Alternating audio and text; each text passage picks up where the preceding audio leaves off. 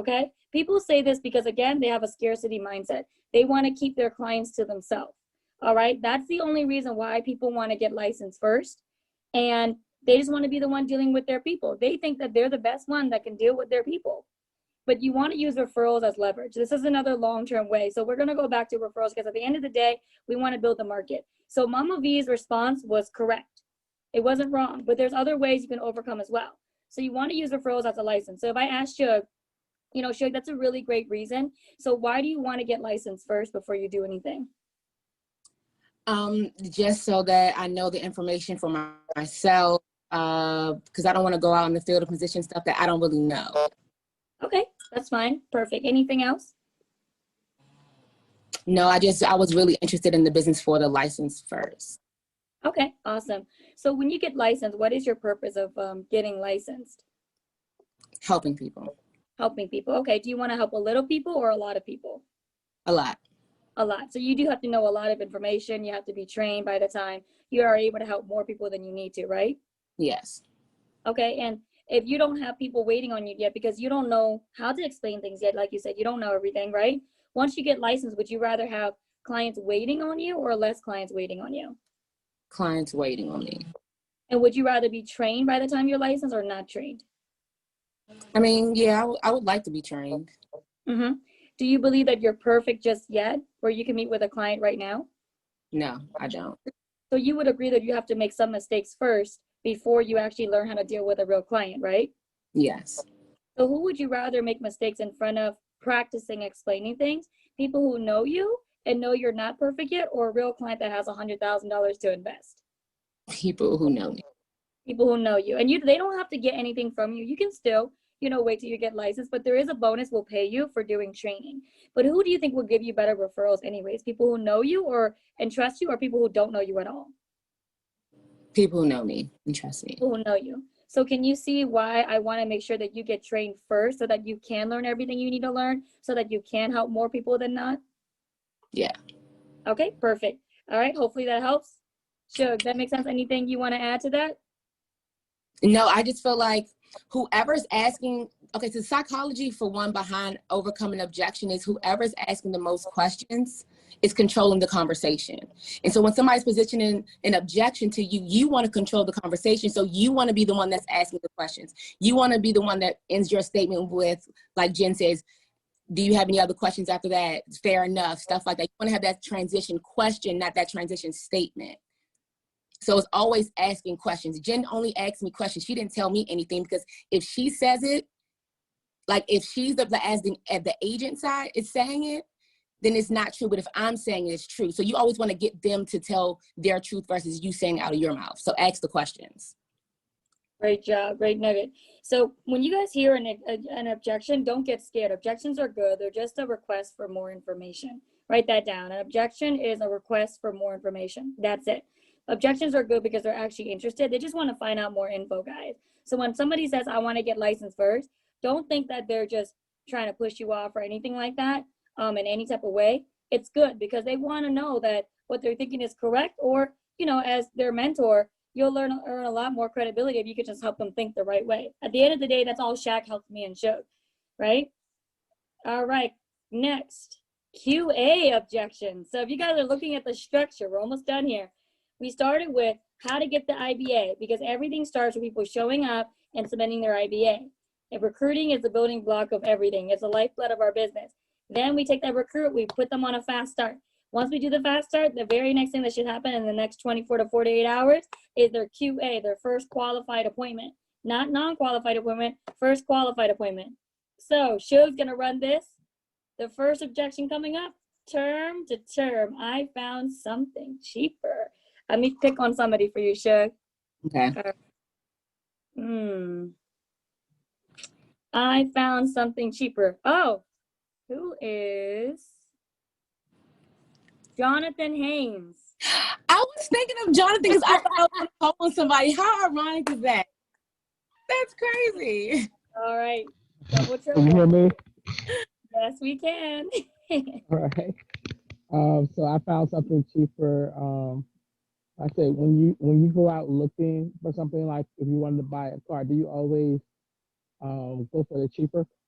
option.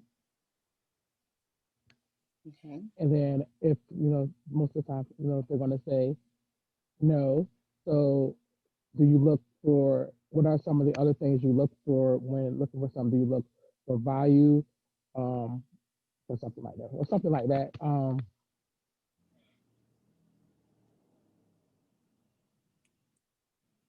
guess so. That was good, Jonathan. Okay. So that was really good. To break it down based on quality, right? Not just like how much it is. So I recently got this. And so this is how I break down going from term to term. I compare term insurance with car insurance, medical insurance, and home insurance. And it's my job to make sure that I get them to say out loud that their car insurance is worth more than life insurance, right? So I break down the analogy of, do you have car insurance? And they say, yes. And I say, okay, well, how much are you paying for it? And I'm writing it down, right? And they say, okay, I'm paying like $200 a month. Okay, how much is your car worth? Now they have to think, how much is my car worth? About $20,000. Okay, so you're paying $200 for something that's $20,000, right? And so I don't even like to say that life insurance is life insurance because it's just income protection, because it doesn't work like other insurances. Car insurance, you total your car, you have full coverage, you get you pay a little deductible, you get another car, right? You're able to replace it. Even with cell phone insurance, you break your cell phone, you pay a little deductible, you get another phone. Life insurance, you can't run in front of a moving car and be like, oh no, I'm good because I have life insurance. No, it's not going to bring back the life. It only protects the income. And then I asked them, okay, now, God forbid something happened to you in 2 weeks. Would you want your family to be better off, worse off, or the same financially? They always say better off. Now I say, now just analyzing what you have mentally, how long would your family be taken care of for? The next 5 years, 10 years, 20 years? And they normally say a week, right? And I say, okay, so let's look at what you're currently paying for. You're saying that $200 is sufficient to pay for something that's worth $20,000 for your family when you're not replaceable like a car. So would you agree that a car is more important than your life for your family? And I want them to say it. And then when you're comparing term to term, I have them look at renewable rates. I analyze the health, because other terms, like industry terms, you have to renew your health. And I always ask them, okay, typically when we're getting older, is our health typically getting better as we're getting older, or does it typically tend to decline a little? And they say decline.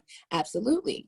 So you know when you're getting older, your health is not necessarily going to be the same or even greater. Why would you want to invest your money in an insurance company that is already letting you know that you're going to have to prove that you're healthy enough? And if you're not, then all that money you've been investing is gone. But you don't know where your health is going to be. And I recently had somebody, I collected a max case. They went and just did like a little quote on State Farm. So it was drastically cheaper.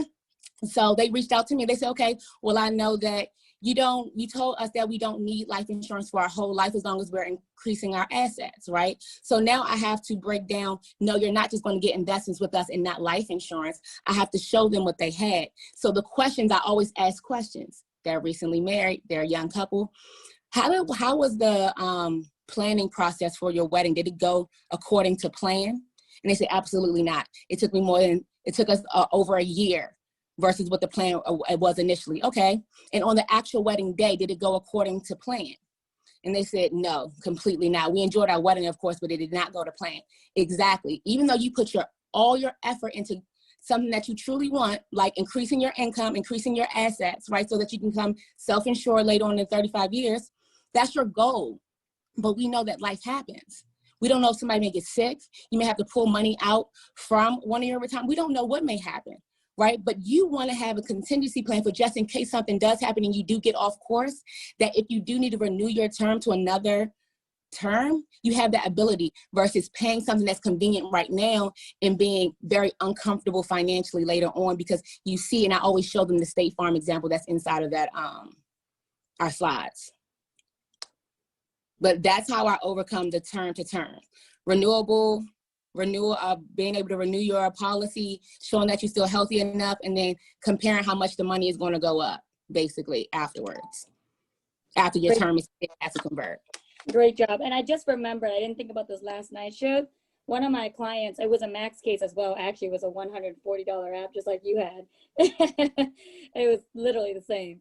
It was a single mother of 3, and she was so gung-ho. She had me drive all the way, an hour away, and called me the next day saying her brother found her a cheaper term. And I said, oh, I just used 60 minutes as an example because it was over the phone, right? It wasn't something I could do in person. So I said, listen, do you remember the 60 minutes video I showed you? She goes, yeah. And I go, did you see that company was listed on that 60 minutes video? She was like, no.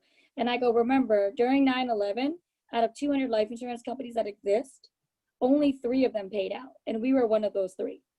So if you want to go cheaper and compete on cost, I'm not going to do that. I'm more about quality. And when you invest your money for something as important as protecting your family, would you rather go cheap or would you rather go for quality? Same thing, right? So she kept the term. She's still a client to this day. It's been 3 years. So that's my 2 cents right there. Next, Shugg, you're up. All right. What happens when my term ends? This one's for you. Oh. What happens when my term ends, AKA, do I get my money back? So let's pick a victim. You want to pick Shugg? Yes. So had a male, let's go with the female. I'm gonna pick on Bow. Uh-oh. I could hear it come. Like, that's so funny. So when your term ends, we have a benefit where you are able to convert it into a new term without having to reapprove your health. Okay, good try. Good. Yeah. That is something we say. Good. That is something we say. All right, Shugg. That is part of it. It's not the whole overcoming objection, okay? So when people ask this, Val, and for everyone else, they're asking, again, we have to remember, what are people saying behind their objection? Okay, they're really saying, do I get my money back?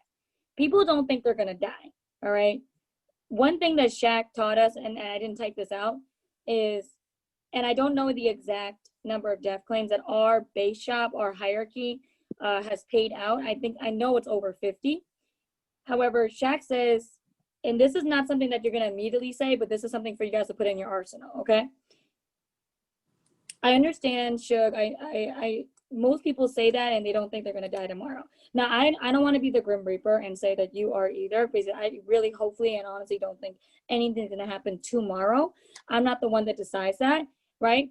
We don't know. You don't know. I don't know, and you may not even pass away in the next 30 years. However, our office has paid out over 50 death claims, and I promise you, Shugg, none of those 50 people thought they were gonna die either. And you wait and you let the awkwardness set in, and you just, the first person to speak loses, okay? So that's an arsenal, that's a piece of art, some arsenal that you guys can add, but that's not the overcoming objection to this. That's just part of it, okay? So what happens when my term ends? Mr. and Mrs. Client, listen, term insurance is like car insurance. It's like medical insurance, home insurance, etc. You pay it and you're covered. You don't pay it, you're not. But you have car insurance, don't you, you said? If you pay for your car insurance, let's say Snake Farm or New York Life, New York Knife, if they even do car insurance, State Farm for 20 years and never get into an accident, do they pay you all that money back? No, it's just in case, right? So see, no life insurance ever pays you your money back, Shugg. If anyone says that, it's either a lie, it's not true, or they're charging you enormous premiums for it up front. So we pay for life insurance for our family just in case. And if you're willing to pay for your car that's worth only $20,000, wouldn't you agree that your family is more important than your car or more valuable than your car? Yeah. Right? So that's the overcome objection to that. And every time I've used this, it works. If you just normalize it's a car insurance, medical insurance, home insurance, and then you ask them the closing question, isn't it true that when you agree your family is more valuable than your car? Now, all of a sudden, you get them to mentally switch up in a good way. All right, next. I don't have the money. This is for, am I doing this, Shugg? You're doing this. You can do that one. Let me call Donald. Ha, ha. I knew it was coming. It had to. I could not leave you out. And this is for the life insurance policy, right? Life Yes. insurance. Yep, for life. And Donald, I knew she was going to pick you too. All right. So I'm talking to Shugg. Talking to Yeah, Shugg. go ahead, talk to me. All right. So Shugg, I know you said you don't have the money, but I noticed when we went over how much money you waste, you said you waste about $20 a day. You know, $20 a day, that's actually about $600 a month. So you think if we could, you know, rearrange your budget a little bit to put something aside just so you can get started. And as you said, on a scale of 1 to 10, 10 being the highest, you said 10, you would rather, you know, have your family protected. So with knowing that you have $600 that you waste each month, you think we can probably put away maybe 3 to 4% of that just to make sure you are properly protected? Yeah, if you say like 3 to 4%, yeah, I can do that. All right, so let's get started. Oh, that was Amazing Wow. job, Donald. Okay, saving the Thank best for last.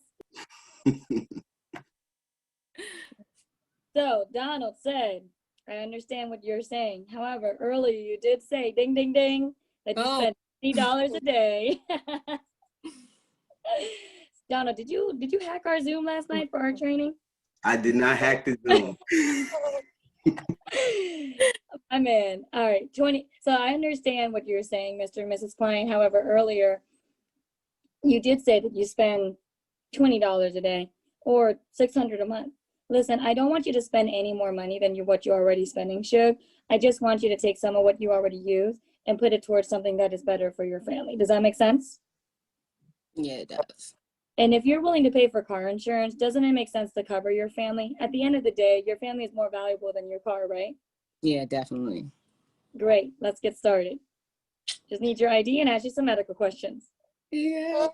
Boom. Wow, that was a whole 40 minutes. We good on time, guys. Anything you want to add, Shugg? The main thing that I would just say when it comes to overcoming objections, it doesn't, okay, we are professionals in our field. So just like LeBron James is a professional in his field, Kobe Bryant was a professional in his field, they all had coaches. They all practice. If you're not practicing training outside of the QA, if you're not utilizing your coach, you're not being a true professional in your field. Okay? Because if a true professional, they know they're the best in their field, how are they going to be constantly listening? I mean, constantly practicing, constantly utilizing a coach, and we're not. But they're the best in their field. So if you want to become the best in your field, you have to constantly listen to overcoming objections, constantly drilling that inside of yourself, constantly finding ways to train and improve. It doesn't matter how long you've been in the business. That's really irrelevant because it's daily habits, like a daily non-negotiable habit. Overcoming objections, because that's what our business is. It's a mindset business. So if you know you want to already have your arsenal ready for overcoming them. And you guys, I always say this back to cheerleading because, you know, me and Shugg cheered together.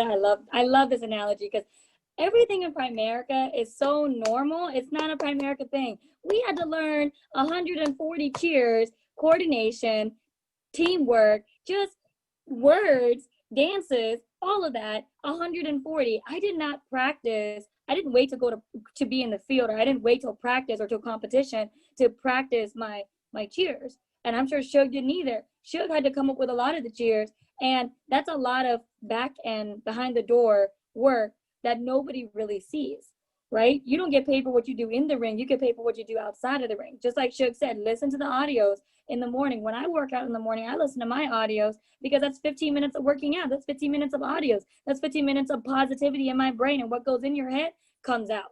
And when you're dealing with a client, you know what clients do. Sometimes they test you.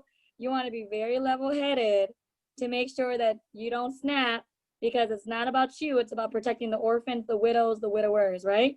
And at the end of the day, it's about making sure that that family's taken care of. When you're dealing with a recruit, who in their family can you help take care of? who can they help too alongside with you, and how much money can your recruit make by being confident, competent, and being trained with unlimited referrals coming their way. So any questions, guys? We got, let's say, 5 minutes. And Alex, thank you for commenting and putting your answers in the chat. All of them were right. I just wanted to shout you out. I saw it. Alex wants to be the #1 builder on the team this month. That's why he needs some spotlight. Love you, Alex. Any questions, guys? Type your questions up. No? Going once? Oh, we have one. I don't want to replace my policy. You want to get that? I can. If somebody doesn't want to replace their policy, I always ask them, okay, first I have to figure out what kind of policy they have, right? So I can't just be like, I don't want to replace the policy. I have to understand if it's like a universal, a whole life, one of those kind of policies. But if it is a universal life policy, I have to just show them. You show them the information, and I just ask them at the end, if you knew you had a hole in your pocket, would you continuously put money in that pocket knowing that you had a hole in the pocket? And I just let them answer. Now, if they say yes, I would still put money in that pocket with the hole in it, then you can't change people like that. But all you can do is give them the information, give them show them what's out there, and then put them on the income protection webinar. After that, after you use that analogy, Jen, you can add something to that if you use anything different. Yeah, I use the income protection webinar all the time as my last minute arsenal. That's it, because I'm again not going to try to change people either. I'm not in the convincing business. If you didn't see the value that I just provided, and I'm pretty competent as a trainer, and the recruit even saw that you're being silly, okay, then I don't have anything else to say. If the recruit gets it and they know I did my job, hey, it makes sense to the recruit, makes sense to me. You're the oddball out. I don't know, man. I mean, it's like literally taking money, throwing it in the street. I mean, what are you gonna do? If somebody wants to waste money, they probably won't be a good investor anyways. And that's probably the reason why they're not where they need to be, right? Next question. I don't want to replace my oh no, I want to add another example. Okay, Mama V, you can unmute yourself. That's okay. That's another example that I use. You guys also, when somebody tell me they want to wait to get licenses, I always ask them, I say, is it a lot of professions out there like doctors and nurses, lawyers? I said, if we wait on them to get that license first without getting trained, I don't think I want to use any one of those. Oh, how about you? Oh, that's really good. That's very good. Thank you. All right, now everybody say it just like Mama V did with the face. Okay, it's not what you say, it's how you say it, okay? Watch the face. Thank you, Mama V. That was really good. I'll get back to you. So Cheryl, we're gonna get that regardless. You can't really prevent that from happening, okay? You're gonna get some people that are like bricks, that what Bruce calls them, that don't want to change. But if you're getting that a lot, you have to look at how you're presenting, because again, it's not what you say, it's how you say it. Because if you're speaking to me like I'm a fast talker, right?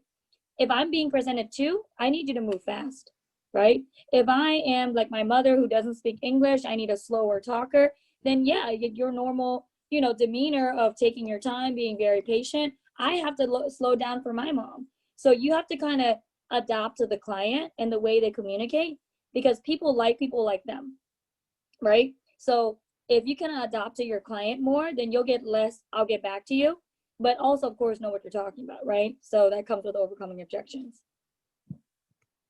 Last, I want to think about it. I mean, that could be it. I didn't add this, Ian, on this.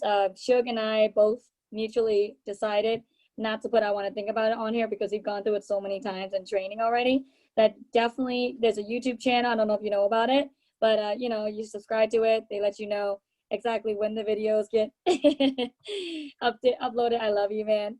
Just being silly. But yes, it is the money. When people think I want to think about it, when they say I want to think about it, it's always going to be the money, 99.9% of the time. Because if it's not the money, it's just you don't have credibility with them yet. They don't trust you yet. And to overcome the trust, try to submit a COD.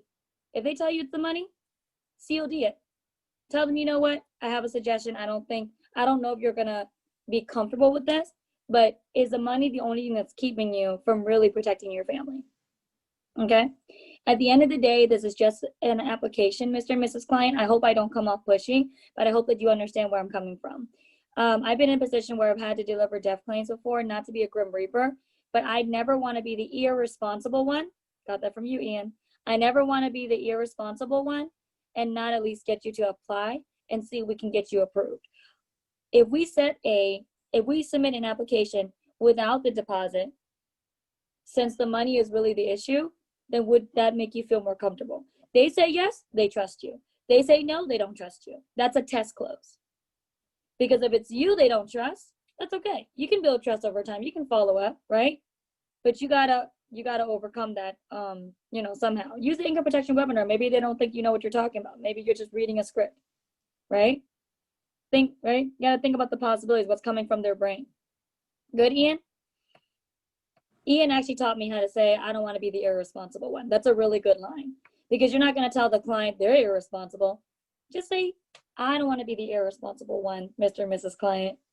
You're not saying they're irresponsible. They can think about themselves, right? And it's good to use personal stories too. I don't know, Shugg, if you do this a lot, but I do. I say, listen, I don't have children, but I do have my mother. And I never wanted my mother to think that it's important for me to take care of her when I'm here, but when I'm not, it's not important. I say that straight up to the client. That's it, right? So anyways, any other questions, guys? No? All right, going once, going twice. I hope you guys enjoyed our money training tonight. I mean, this morning.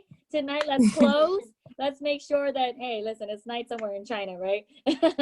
So Val's laughing because she misses her home country. So love you, Val. I'm glad. I really am. I'm really glad that you guys got something from it. We wanted to be more interactive so that you guys can actually utilize these things in the field this week. And like, really rewatch this video. If you have to retake the notes, because we're all going to see this. We're all seeing it. Me and Jen are letting you know this is the objection that we're seeing constantly. So you have to constantly just listen to it and just utilize this, be your focus for the week. I'm going to focus on how well am I overcoming these objections. Awesome. All right, guys, let's book out our week.